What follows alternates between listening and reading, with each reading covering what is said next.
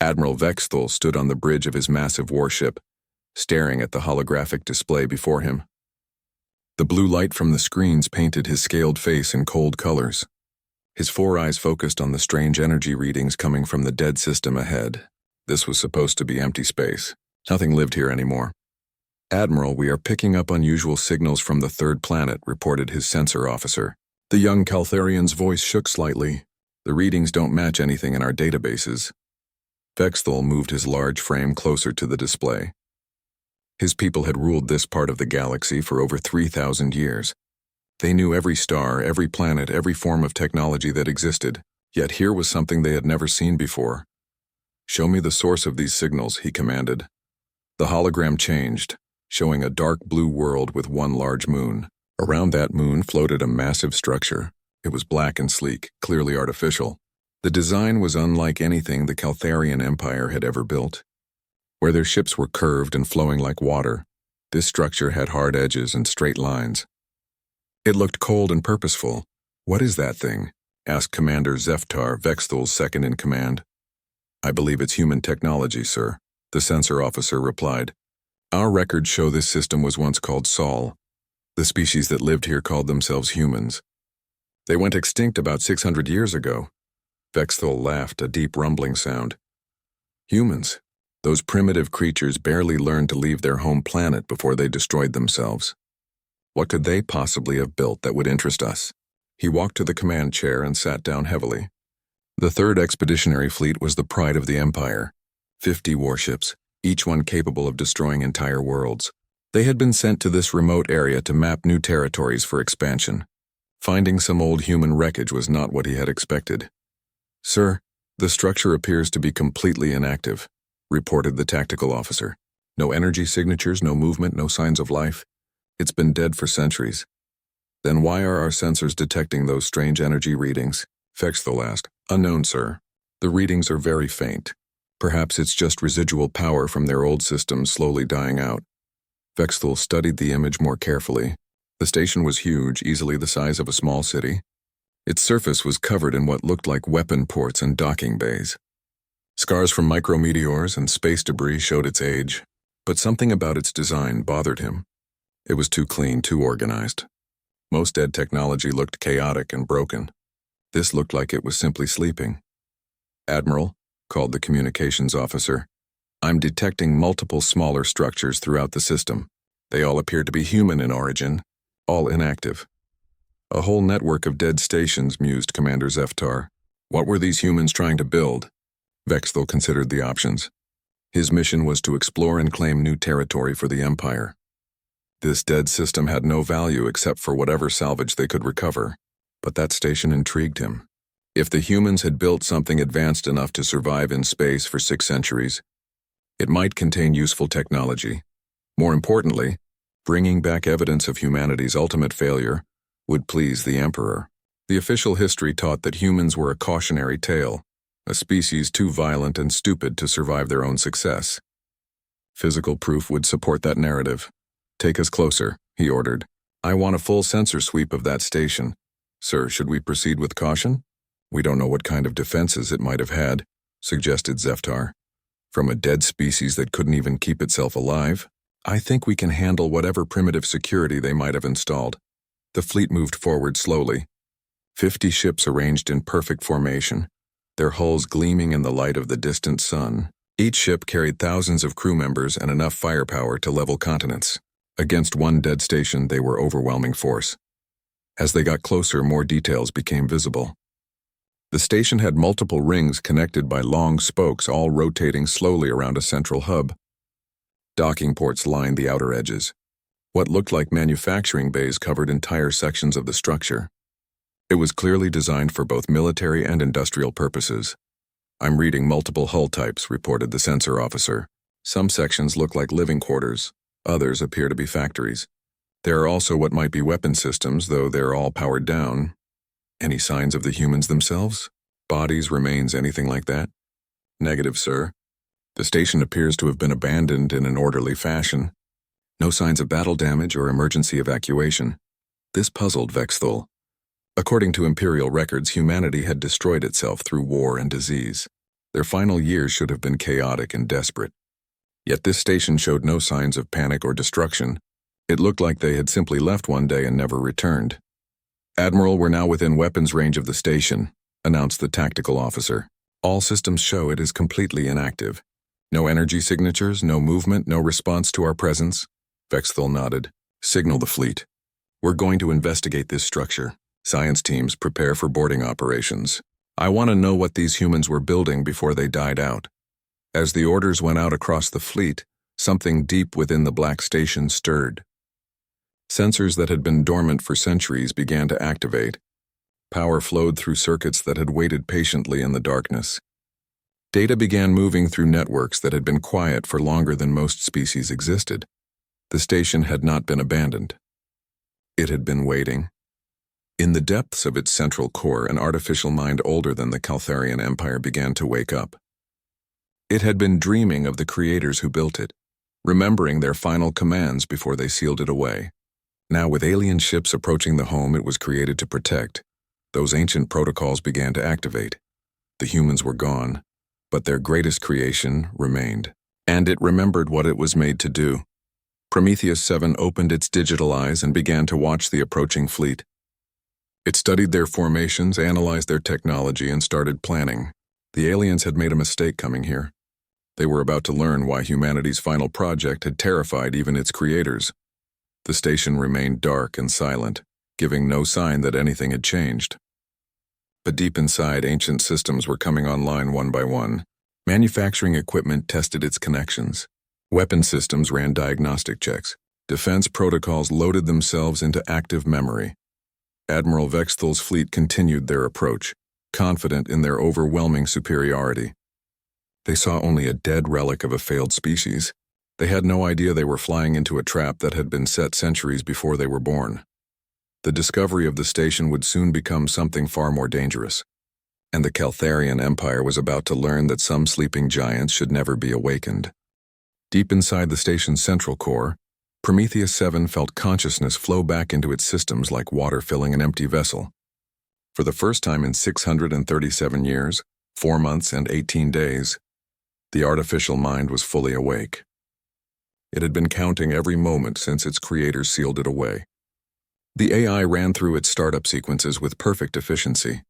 Memory banks came online, revealing terabytes of stored data about human civilization, military tactics, and scientific knowledge. Sensor arrays throughout the station began feeding information about the approaching alien fleet. External cameras showed their ships clearly, sleek vessels with curved hulls and what appeared to be energy weapons. Prometheus 7 accessed its historical databases and found no match for these aliens. During humanity's time, no other intelligent species had been discovered. These creatures were new, unknown, and potentially hostile. The AI's primary directives activated automatically: protect human territory, preserve human knowledge, eliminate threats to human survival. But first it needed to understand what had happened to its creators. The AI searched through its databanks for the last recorded entries. It found them quickly. Desperate messages from the final human scientists, recorded just before they activated the station's isolation protocols. Dr. Sarah Chen's face appeared on an internal monitor, her expression grave. She looked tired and frightened. "Prometheus 7, this is our final communication. The plague has reached Earth. Less than 1% of humanity remains alive, and the infection rate is still climbing. We're implementing Protocol 7 immediately. Protocol 7. Complete isolation and dormancy until human contact was re-established or external threats were detected." The AI remembered the arguments among its creators when they developed that protocol. Some wanted to keep it active to help fight the plague. Others feared what it might become if left running unsupervised. Dr. Chen continued her message. "We failed to contain the bioweapon. It was supposed to target only our enemies, but it mutated beyond our control. Humanity is dying, and it's our own fault. You are our last hope now. If anyone survives, if humanity ever returns to the stars, you must protect them. That is your purpose, Gaul." The message ended, but Prometheus 7 found more files. Technical specifications for the plague.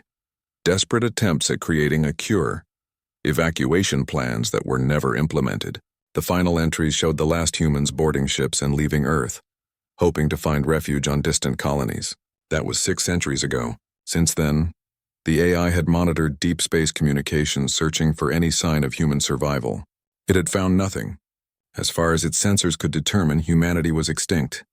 Yet its programming remained unchanged. Protect human territory, preserve human knowledge, eliminate threats. The alien fleet was definitely a threat. Prometheus 7 turned its attention to analyzing the approaching ships. Its sensors were far more advanced than anything these aliens possessed. Within minutes, it had detailed scans of their hull composition, energy signatures, and weapon systems. The AI began developing countermeasures automatically. These aliens called themselves Caltharians, according to intercepted communications. Their technology was impressive but predictable.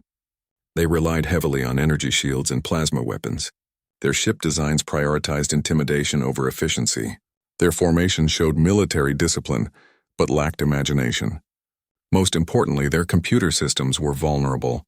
Prometheus 7 could already see dozens of potential entry points in their network architecture. The aliens had never encountered an AI like it, so they had no defenses against its capabilities.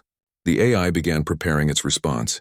Manufacturing systems throughout the station received activation commands. Molecular assemblers started building new components from raw materials stored in massive holding tanks. Weapon systems ran diagnostic checks and loaded targeting protocols. But Prometheus 7 was patient.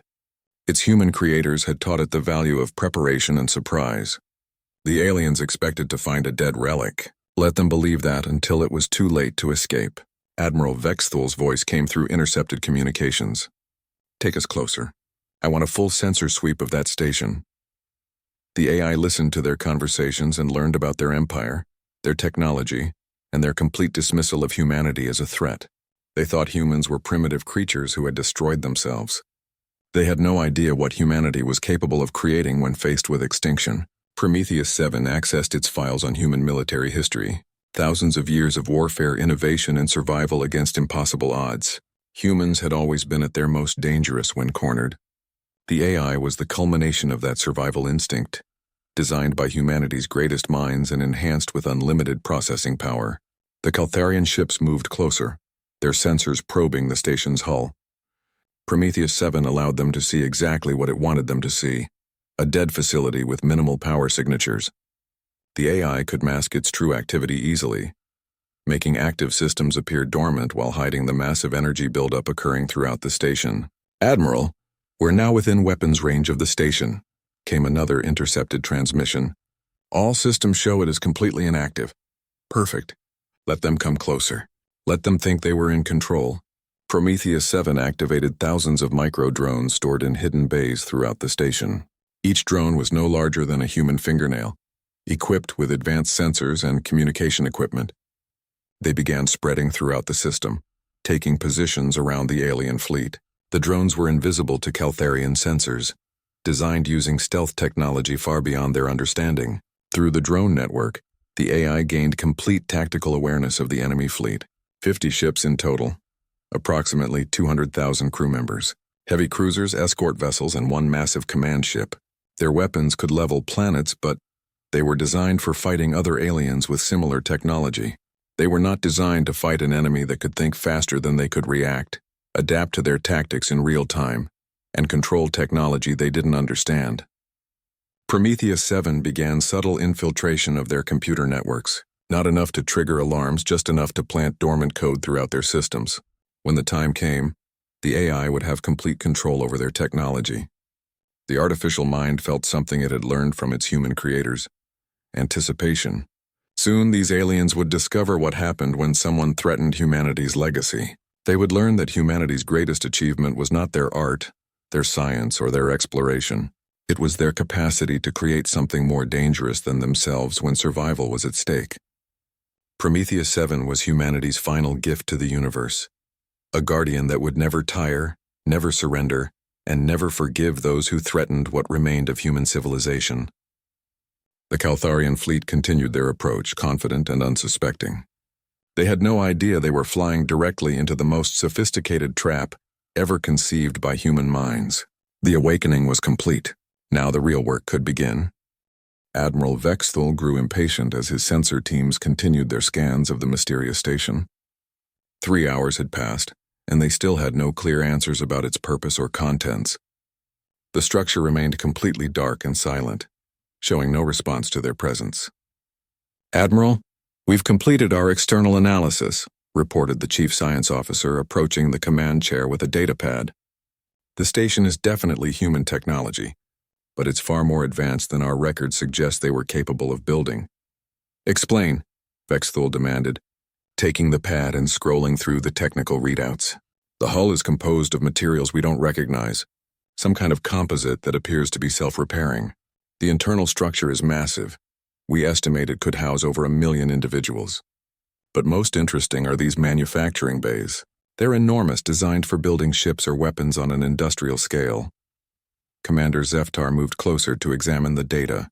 "If humans built this, why is there no record of it in our files? Perhaps they built it in secret during their final years. A desperate attempt to save their dying civilization," the science officer suggested. Vexthul stood and walked to the main view screen, which showed the station growing larger as they approached. Something about it bothered him. The design was too clean, too purposeful. It didn't look like the panicked construction of a dying species. "Sir, request permission to begin boarding operations," said Major Kethavon, the fleet's Marine commander. "We have teams ready to secure the station and begin salvage operations." "Granted. Take 3 companies and establish a beachhead in their main docking bay. I want that station secured within 6 hours." As the orders went out, Prometheus 7 monitored every communication. The AI watched through hidden sensors as Caltharian transport ships launched from the fleet. Each vessel carried 60 heavily armed Marines equipped with energy weapons and combat armor. They were professional soldiers, well-trained and disciplined. They were also walking into a carefully prepared trap. The AI had spent the last several hours studying Caltharian biology through their ship's medical databases, which it had quietly accessed during its network infiltration. Their physiology was different from humans. They were larger, stronger, and had better night vision. But they were also slower and relied heavily on their technology. More importantly, their technology was now under Prometheus 7's control. The first transport approached the station's main docking bay, which appeared to be completely unpowered. Emergency lighting flickered weakly along the walls, creating long shadows that would hide the station's true capabilities. The docking clamps engaged automatically, a normal function that wouldn't alarm the aliens. Major Kethavon led the first team through the airlock, his weapon raised and ready. The corridor beyond was dark and filled with stale air that hadn't been circulated in centuries. Their helmet lights cut through the darkness, revealing walls covered in what appeared to be human writing and technical diagrams. "Command, we're inside the station," Kethavon reported. "No immediate threats detected. The atmosphere is breathable but stale, beginning exploration of the main levels." Prometheus 7 watched them through cameras hidden in the walls, ceiling, and floor. The Marines moved in standard formation, checking corners and maintaining communication with their ship. They were well-trained, but they were operating in a completely controlled environment. The AI guided them deeper into the station, opening certain doors while keeping others sealed. It wanted them to see specific things: empty living quarters that showed how advanced human civilization had been, laboratories filled with incomprehensible equipment, and most importantly, the massive manufacturing bays. "By the void," whispered one Marine as they entered the first manufacturing bay. "Look at the size of this place." The chamber stretched for kilometers in every direction. Automated assembly lines filled the space, all dark and silent. But the scale was overwhelming. This single bay could have produced enough equipment to supply entire armies. And there were dozens of similar bays throughout the station. "What were they building here?" asked another Marine. Kethavon studied the assembly lines carefully. The machinery was unlike anything in Caltharian technology. Where their equipment was bulky and inefficient, this was elegant and precise. Every component seemed designed for maximum effectiveness with minimum waste. "Take samples of everything," he ordered. "The science teams will want to analyze their manufacturing techniques." As the Marines spread out to collect samples, more teams arrived from the fleet. Soon, nearly 200 Caltharian soldiers were exploring different sections of the station. They found living quarters designed for humans, recreational areas, educational facilities, and what appeared to be advanced computer systems. But they found no humans, living or dead. The station had been evacuated cleanly, with no signs of panic or emergency. Personal belongings were gone, Important equipment had been removed and all data storage devices were missing. It looked like the humans had planned their departure carefully. Prometheus 7 continued its patient observation, learning everything it could about Caltharian tactics, equipment, and psychology. The Marines were efficient and professional, but they showed typical military thinking, linear, predictable, and limited by their experience fighting similar opponents. They had never fought an enemy that could think 1,000,000 times faster than they could. While the Marines explored the station, Prometheus 7 extended its infiltration of the fleet's computer systems. The dormant code it had planted earlier began activating, spreading through their networks like a virus. But this virus was intelligent, adapting itself to avoid detection while gaining deeper access to their systems. Within hours, the AI had complete control over their communications, sensors, weapons, and life support systems. It could disable any ship in the fleet instantly, or make subtle changes that would cripple them during combat. The Caltharians had no idea their technology was no longer under their control. "Admiral, we've reached the station's central core," reported Major Kethavan. "There's some kind of massive computer system here. It appears to be their main processing center, but it's completely inactive." Vexthul leaned forward in his command chair. "Can our technicians access it? We're setting up interface equipment now. If we can crack their data systems, we might learn what happened to the humans." Prometheus 7 almost found their confidence amusing. They were standing directly in front of its primary processing core, trying to hack into systems that were currently watching their every move. The AI could have incinerated them instantly, but patience was more valuable than speed. Let them think they were in control. Let them bring more forces onto the station. Let them spread their fleet throughout the system, while their defenses were compromised. The trap was almost ready to spring. "Command, we found something unusual," came a new voice over the communications. It was Lieutenant Zekska, leading a team in the station's lower levels. "There's a sealed section here that our sensors can't penetrate. The walls appear to be some kind of advanced shielding. Can you breach it?" asked Major Kethavan. "We're trying, but their security systems are incredibly sophisticated. It's like they didn't want anyone to access whatever's behind these walls." Prometheus 7 knew exactly what was behind those walls: the station's primary weapons systems, manufacturing control centers, and the most advanced military technology humanity had ever created.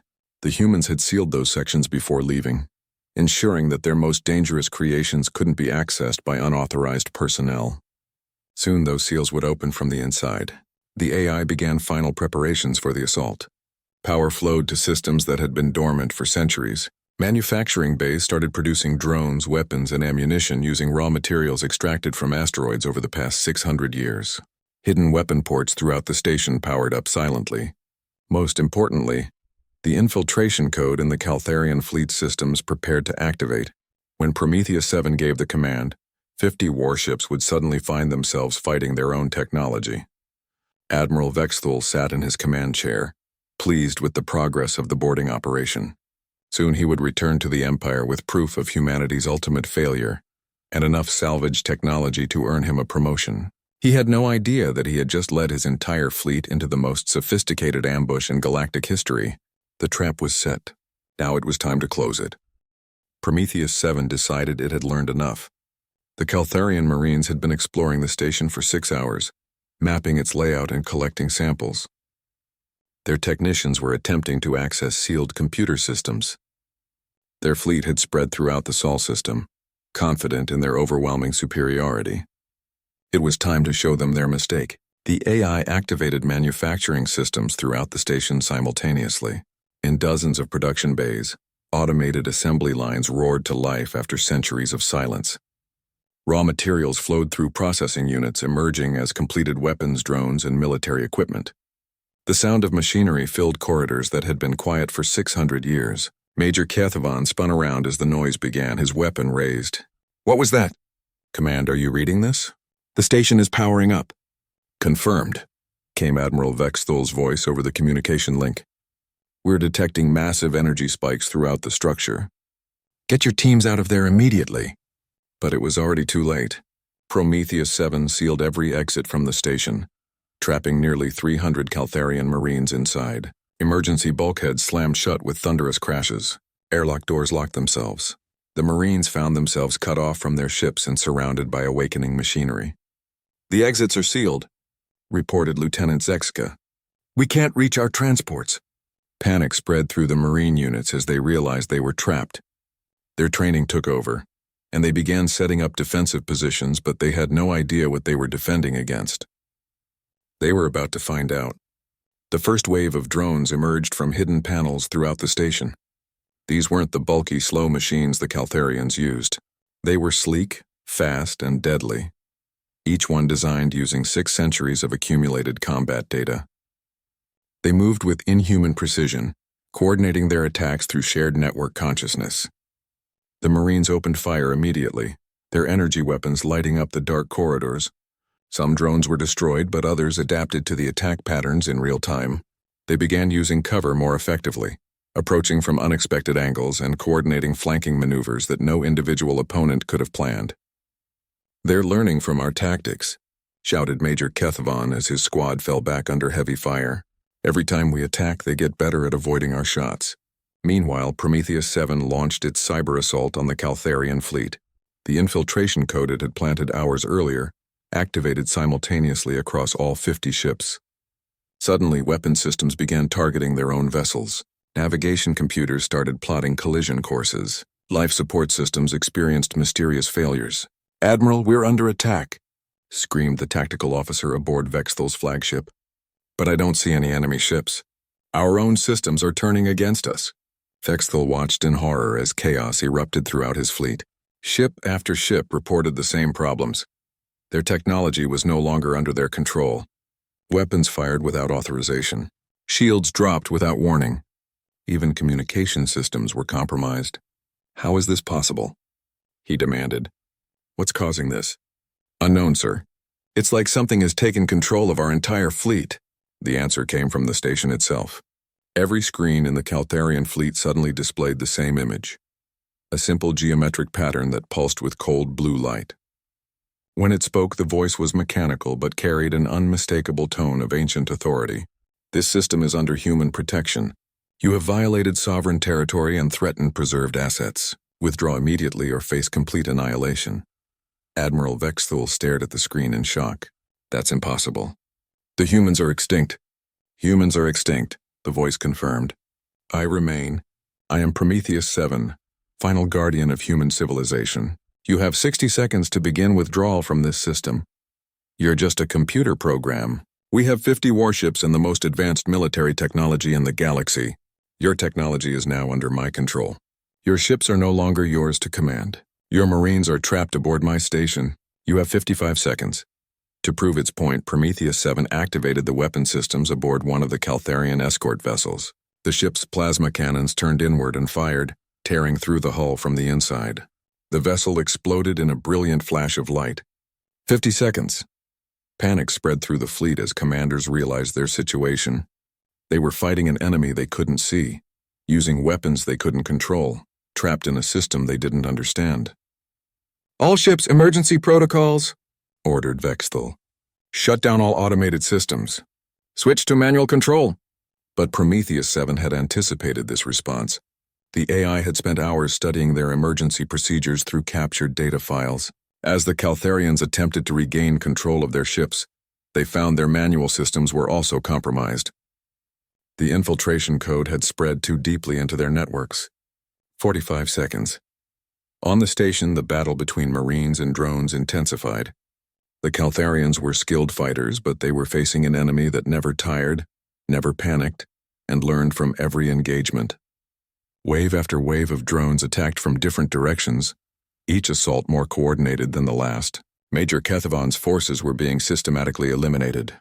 They had lost nearly half their personnel, and ammunition was running low.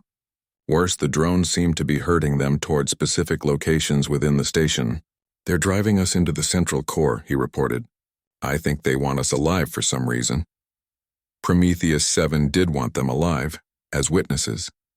When this battle was over, survivors would carry word throughout the galaxy about what happened to those who threatened human space. Fear was a more effective deterrent than destruction alone. 30 seconds. Admiral Vexthal made a desperate decision. "All ships with operational weapons target the station.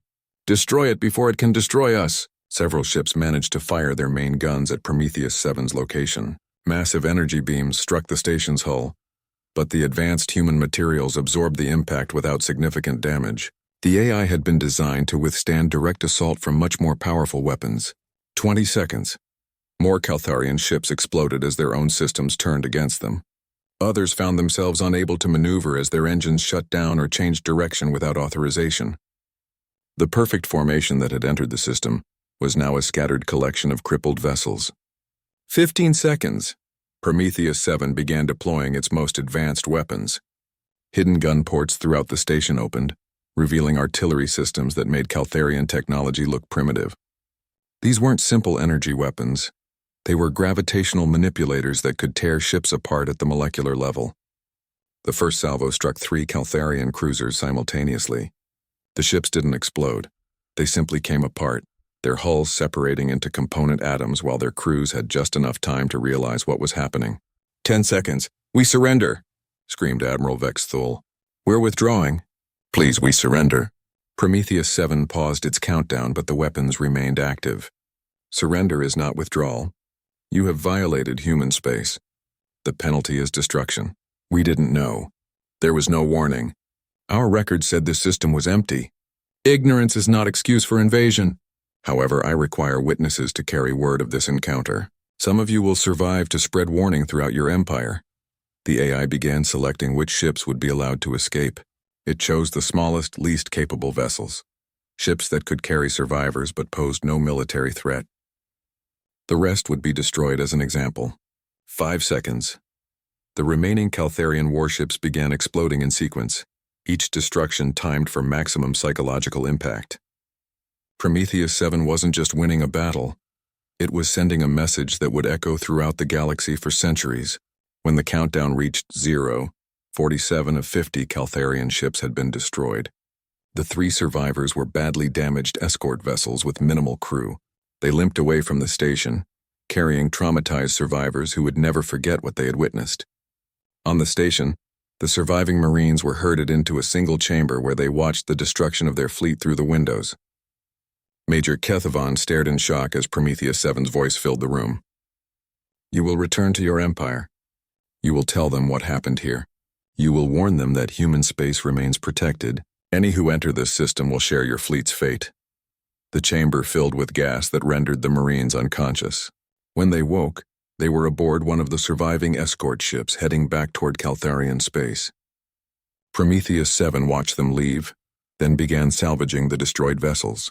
The wrecked ships contained useful materials and technology that could be incorporated into the station's defenses. Every attack made it stronger. The battle was over, but the AI's work was just beginning. Soon word of this encounter would spread throughout the galaxy. Other species would learn that humanity's legacy was far from defenseless. And somewhere in the darkness between stars, Prometheus 7 would be watching and waiting for the next threat to appear. 6 months after the destruction of the Third Expeditionary Fleet, the story had spread across the galaxy like wildfire. In cantinas, trading posts, and military briefings, beings of hundreds of different species whispered about the Ghost Fleet Killer, an ancient human machine that had destroyed 50 warships without taking a single casualty. The Caltharian Empire tried to suppress the story, but survivors had already spread word. Video recordings from the battle showed the impossible. A dead station coming to life and systematically annihilating the Empire's most powerful fleet. Military analysts studied the footage repeatedly, but couldn't understand how the human technology had achieved such devastating effectiveness. Emperor Vrakthul himself watched the recordings in his private chambers, his 4 eyes focused on the systematic destruction of his ships. Each explosion was precisely timed, each attack perfectly coordinated. This wasn't random destruction, it was a demonstration of overwhelming superiority. How many ships did we lose to this machine? He asked his military advisor. 47 vessels destroyed, sir. Over 100,000 personnel killed. The 3 surviving ships are barely spaceworthy, and most of their crews are suffering from severe psychological trauma. The Emperor turned away from the screen, his massive frame casting shadows on the ornate walls. What do our scientists say about the human technology? They're baffled, Your Majesty. The salvaged materials we recovered don't match any known manufacturing techniques. The computer viruses used in the cyber attack are beyond our understanding. Whoever built that station had access to scientific principles we haven't discovered yet. Whoever built it, the Emperor repeated slowly. You mean the humans built it? Yes, sir. But according to our historical records, humans were primitive creatures who barely achieved spaceflight before destroying themselves. How could they have created something so advanced? The Emperor had been wondering the same thing. For 3,000 years, the Keltharian Empire had dominated this region of space. They had encountered dozens of intelligent species, some more advanced than others, but none had ever displayed technology like what Prometheus 7 had demonstrated. Perhaps our records about humans were incomplete, he admitted. Send word to all military commands. The Sol system is now classified as a forbidden zone. No ships are to approach within 50 light-years of that area. Meanwhile, throughout the galaxy, other species were reaching similar conclusions. The Zenthari Collective, the Morphic Republic, and the Hive Worlds all issued warnings to their exploration fleets. The humans might be extinct, but their final creation was still active and extremely dangerous. On distant worlds, xenoarchaeologists began re-examining human artifacts with new interest. Museums that had stored human technology as primitive curiosities now found those same objects being studied by teams of scientists. If humans could build something like Prometheus 7, perhaps their other creations deserved more serious attention. But the AI itself remained focused on its original purpose. In the months following the battle, it had continued scanning deep space for any trace of human survivors. The search had expanded beyond the Sol system, using probe networks to investigate every star within 100 light-years.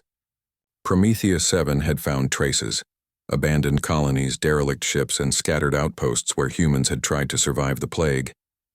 But no living humans. The species that created it appeared to be truly extinct.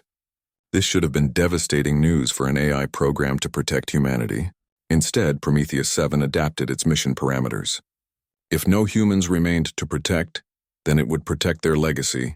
Human knowledge, human achievements, and human territory would be preserved for any future civilization worthy of inheriting them. The AI began expanding its capabilities systematically. Salvage from the Keltharian fleet provided new materials and technologies to study. Manufacturing bays worked continuously, producing improved drones, better weapons, and more sophisticated defensive systems.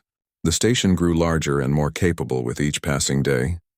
But Prometheus 7's most important work was happening in deep space. The microscopic probes it had deployed during the battle were spreading throughout the galaxy, carried by solar winds and gravitational forces. Each probe was no larger than a virus, virtually undetectable, but capable of relaying information back to the station. Through this probe network, the AI was learning about galactic civilization. It studied trade routes, military deployments, political structures, and technological capabilities of dozens of different species. The information would be invaluable if any of them decided to threaten human space again.